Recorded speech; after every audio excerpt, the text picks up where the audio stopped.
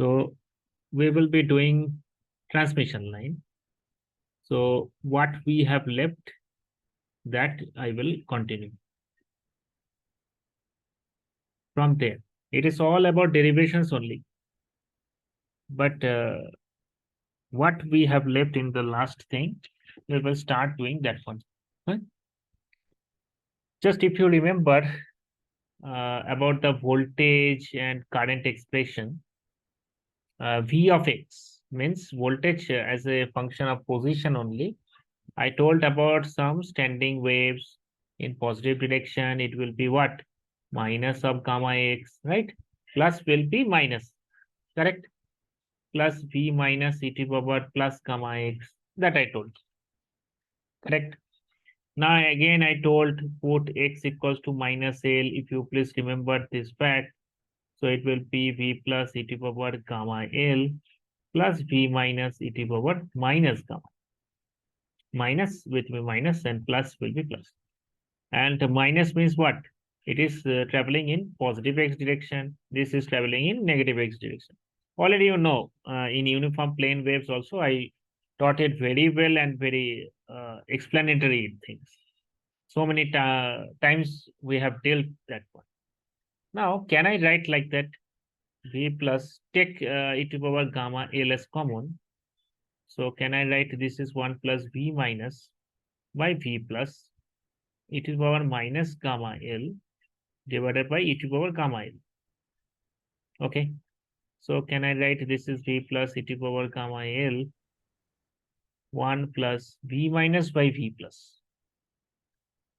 Okay. This is there. This we are introducing one term. This is your reflection coefficient for as a function of L. If you remember previous class, I told about gamma L is equals to gamma 0, right? If you remember, this is nothing but ZL minus Z naught by ZL plus Z naught. That I told in the last class. You take the notes. This is nothing but V minus by V plus. That I told. So don't confuse with this gamma L and this gamma. This gamma is a function of L. So it is the reflection coefficient at the load point. And this is at the load end when x is equals to 0 at the load end. If you remember the diagram, it is at the load point when x equals to 0. So gamma L is not equals to gamma 1 L. Or you can write gamma 0. Okay. So it is a function of L. Now when L equals to 0, then you can easily see. Look here. L is equals to 0 means what? This term will be 1, this term will be 1. It will come V minus by V plus. Correct. So this we can write as V of L. So we started at V of X. This is your V of L, correct? And this is the expression of voltage with the reflection coefficient as a function of your L. Similarly, what we can write? I of L is nothing but same thing. V plus into e to the power gamma L divided by Z naught 1 minus gamma L.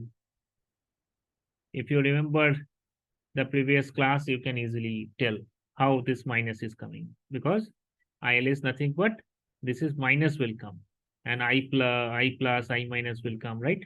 I'm not writing that one. This is nothing but I plus e to the power gamma L plus of some I minus e to the power minus gamma L. And if you write in terms of V, it will be V plus by Z naught e to the power gamma L minus V minus by Z naught e to the power minus gamma L. Right? So this is equals to I of L. I think you know. So these two equations we have derived as of now. I think it is clear how we are getting these two equations. Now, we want some interrelationship, impedance measured at some line. We want to measure impedance measured at some line. Impedance is what? Z of L, that I told. V of L divided by I of L. Correct? This is equals to what? You just do these two divisions. V of L, you know, I of L. So it will be coming what? V plus e to the power gamma L. And this is V plus e to the power gamma L divided by Z naught, correct? And this is 1 plus gamma L. This is 1 minus gamma L. All the students are confused with this gamma as a function of L and gamma L. Please don't write both are not same. I'm telling you, both are not same. Both are not same. Please remember this fact. Okay. So from there, this will be cancelled. So it will be coming what? Z naught 1 plus gamma L 1 minus gamma. This is your Z of L. Correct? We will be getting this type of things. And can we find gamma L as a function of ZL and Z naught? 100% you know. What is the answer? This is nothing but ZL minus Z naught divided by ZL plus Z naught. And how it is coming? Do the thing ZL pi Z naught equals to 1 plus gamma L 1 minus gamma L. Correct? Now you do 1 plus this one. You make it 1 plus. It is Z naught plus Z of L. This is Z naught, correct? And this will be cancelled. This will be 2 minus 1 minus gamma of L. So from there, we will be getting 1 minus gamma of L twice Z naught divided by Z naught plus Z of L. Correct? So from there, we will be getting gamma L as 1 minus twice Z naught plus Z of L. So what we are getting? Z naught plus Z of L minus twice Z naught ZL plus Z naught. So we will be getting ZL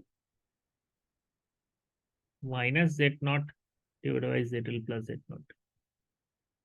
I cannot write here. 1 second. I'm writing clearly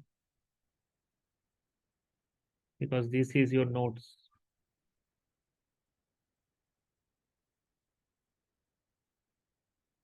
So from there we can write gamma of L is nothing but ZL minus Z naught by ZL plus Z. Okay, if you simplify. But look here, this Z as a function of L, you have to write gamma is a function of L. Previously, what we get gamma L, this is nothing but ZL minus Z naught divided by ZL plus Z naught. Both are not equal. Please remember, because this is nothing but gamma 0. And this ZL is measured at the point when x equals to 0. So please remember that one.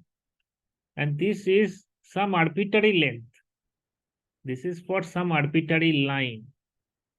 Arbitrary line.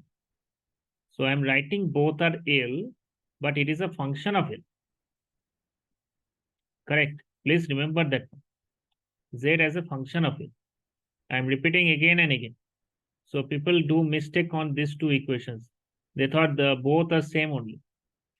In the previous class, we derived this one. Now we are deriving this one.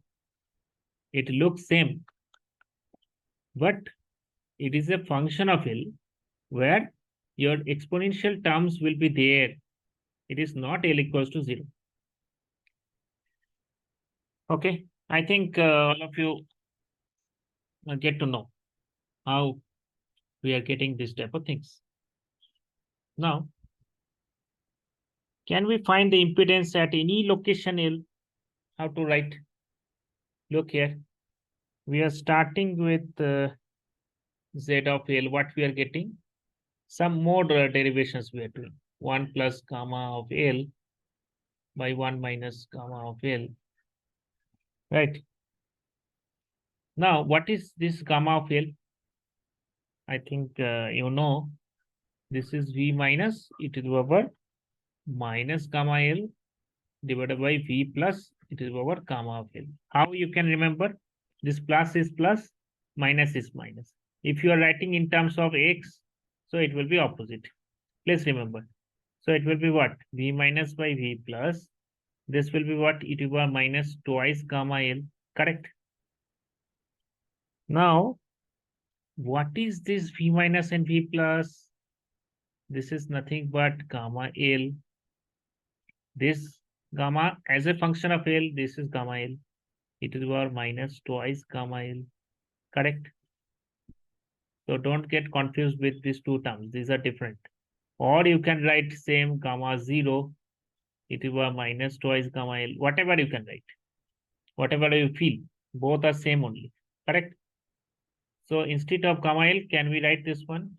You write it is Z naught 1 plus gamma L e to the power minus twice gamma L plus 1 plus gamma, 1 minus gamma L e to the power minus twice gamma. Okay. This we can write. So this is nothing but your reflection. I told about this one, reflection coefficient at load end. And this is for arbitrary line. This is at the load end. Both are different. Again, I'm repeating. Huh? And this relation is very important. This is your Z of L and write in the form of a function. Correct. Means f of x like that. So Z is a function of L. And when you are writing ZL, this is what x equals to L like that. So at the load point. Yeah, got it. Got it. So both are not same. Please don't confuse. Okay.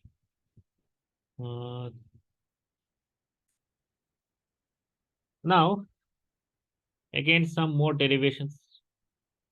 I don't think it is confusing because very slowly I'm doing.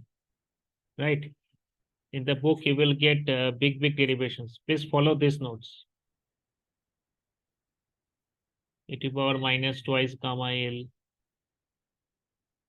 1 minus gamma L, e to the power minus twice gamma L. Correct? That we know. And this gamma L is nothing but ZL minus Z naught, ZL plus Z naught. That we know. Now, how we can do some more simplifications? Can we do? Place this gamma L over here. 1 plus ZL minus Z naught, ZL plus Z naught.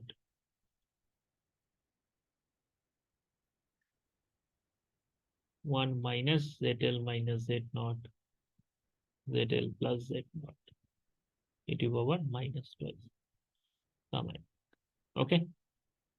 Now you simplify and tell me what you're getting. ZL. This is ZL plus Z naught. I think this is ZL into e to the power minus twice gamma L minus Z naught e to the power minus twice gamma L divided by ZL plus Z naught minus ZL e to the power minus twice gamma L. Correct? And this will be plus. Now, ZL plus Z naught will cancel on both the sides. Huh? Now I'm taking some common. Huh? Very simple derivation. We are taking ZL as common. It is 1 plus e to the power minus twice gamma L. And if you take this as common, Z naught 1 minus e to the power minus twice gamma L. Like that it will come. ZL 1 minus e to the power minus twice gamma L plus Z naught 1 plus e to the power minus twice gamma. I think it is very clear, these derivations. Now, furthermore, we are doing. Again, I'm writing the same thing. So you can follow up. Huh? Z naught, what we are getting, ZL e to the power gamma L plus e to the power minus gamma L plus Z naught e to the power gamma L minus e to the power minus gamma L. Okay. Divided by Z naught e to the power gamma L plus e to the power minus gamma L plus ZL e to the power gamma L minus e to the power minus gamma. This we are getting from the last equations, right? Now, can anyone tell me what is your cos hypotenuse theta in terms of exponentials?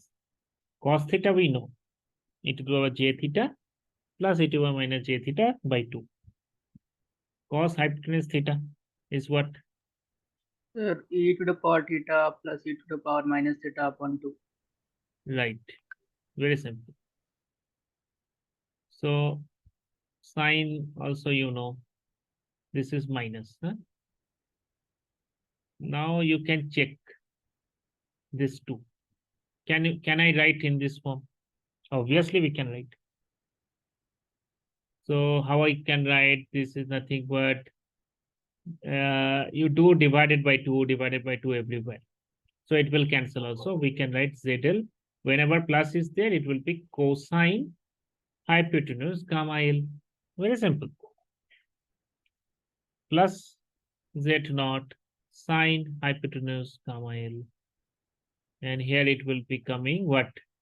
Z naught cosine hypotenuse gamma L plus ZL sine hypotenuse gamma L. Very important relation.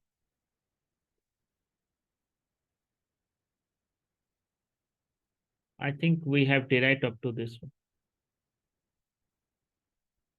This is called impedance transformation relation. This is called impedance transformation relation.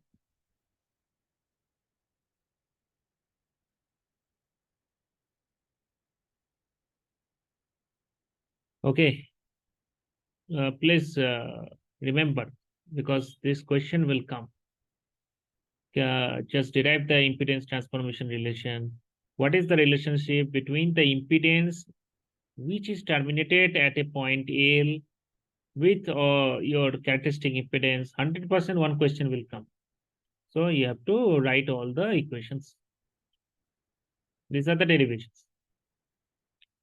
Now, actually, if you want to normalize the impedance in several books, this expression is not there. You don't get confused. If this expression is there, normalized. If it is normalized impedance. Some of the books, this type of expressions are there. Normalized, what is the meaning? Normalized with respect to Z naught. The meaning is whenever you are writing Z is nothing but Z divided by Z. You are normalizing with respect to your characteristic impedance. So ZL bar will be what? Obviously ZL divided by Z naught. Similarly, ZL bar is nothing but ZL divided by Z naught. So all will be like that only. So finally you see this expression. So your ZL bar will be what? Divided by Z naught each and every terms. So ZL bar, it will be what? ZL bar cosine hypotenuse gamma L plus sine hypotenuse gamma L divided by cosine hypotenuse gamma L plus ZL bar sine hypotenuse gamma. Very important relation. How we are getting? Just you normalize with respect to Z naught. This Z naught will comes here, right? If you do this one, I think you know this is nothing but ZL bar, right? So it will be what? You divide each and every terms by Z naught. So ZL divided by Z naught. I think all of you understood. Plus sine hypotenuse gamma L divided by cosine hypotenuse gamma L. Same thing we have written. ZL by Z naught sine hypotenuse gamma. So this is normalized and we have written in the form of ZL bar. But the interesting observation is you will not see Z naught. Z naught is not seen anywhere. Right? This expression is not there. It is not seen anywhere. So nothing is governing parameter in transmission line calculation. So it is not governing parameter. Very important results we have taken in transmission line. We can do normalization with respect to Z naught, but your ZL is not a function of Z naught now. So your governing parameters is gamma L, ZL, all these parameters. But characteristic impedance doesn't play any role in calculation of the impedance terminated at length L. It is not defining parameter. Very interesting results. And another thing I can say, small thing, if ZL bar is equals to 1, first point, what is the meaning of that one? Meaning is ZL bar is what? ZL divided by Z naught is equals to 1. So the meaning is ZL equals to Z naught. And this condition is called what? In the last class I told, this is matched condition. So what is the meaning of matched condition?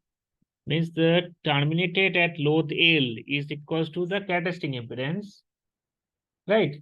And this is called the match condition. If we match the load impedance with respect to your Z naught, then line is terminated at the characteristic impedance. We don't have to bother about the length. Any point on the impedance will be equals to the characteristic impedance. Very important discussion. So if you match the load line terminated at load L with the characteristic impedance, what is the meaning? The line is terminated. So we don't have to bother about the length. We don't have to bother about any length of the transmission line. This length will not be defining parameter because any point on the impedance measured at any point will be equals to your Z naught because we have matched the condition. We matched it with the characteristic impedance. Another thing I can say, if someone says what is a characteristic impedance, all are there in the notes. You can read.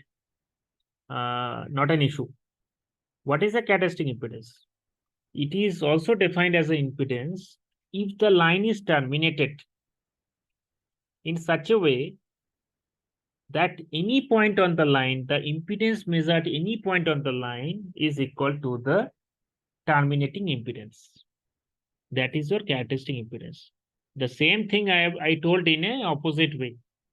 Whatever impedance we are getting at any point, if it is the terminating impedance and the line is terminated at that point, what is the meaning? What is the meaning is ZL equals to Z naught. So this is the matched condition. Whatever we will be getting, it is equals to your characteristic impedance. Right? And another thing is there. Characteristic impedance can be defined in the term of reflection. It can be defined in the term of reflection. How? How it can be defined?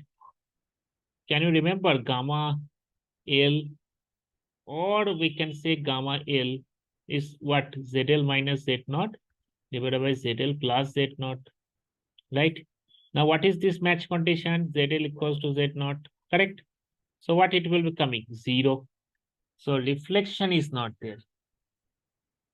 So we can define the characteristic impedance in such a way when there is no reflection. What is the meaning? The meaning is ZL is equals to Z naught. Means we have achieved the matched condition and there is no reflection. So there will be only forward traveling wave. There is no backward reflected wave. So if you see, this is your ZL and this is your generator. I told maybe in the last class. Huh? So from the generator, it is traveling here, but there is no backward traveling wave because we terminated at Z naught. Very interesting observation. So what is the meaning? We terminated the line equals to the characteristic impedance. That's why we are not getting any backward traveling wave. We are only getting the forward traveling wave because ZL is equals to Z naught and we achieve the matched condition. That's why we are not getting any backward traveling wave. The reflection is coming 0. I already told in normal incidence also, right? There will be one transmitted wave, there will be one reflected wave, right? So reflection coefficient 0 means there will be no reflected wave. So the current or voltage will go from here to here. So this is called what? Forward traveling wave. But it will bounce back, na? But it will not be there. Why? Because already we terminated the impedance at the load end, and that is equals to your Z naught.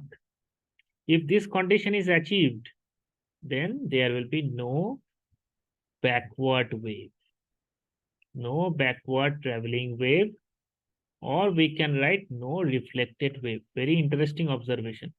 So, one second. If you want to define what is a characteristic impedance, either you can write when ZL equals to Z naught, we will getting the impedance which is equals to the characteristic impedance. That also you can write, or you can write in the form of a reflection.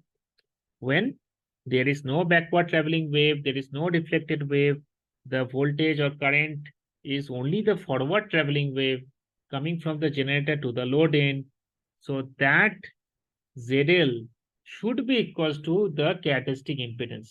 Otherwise, your backward traveling wave should be there.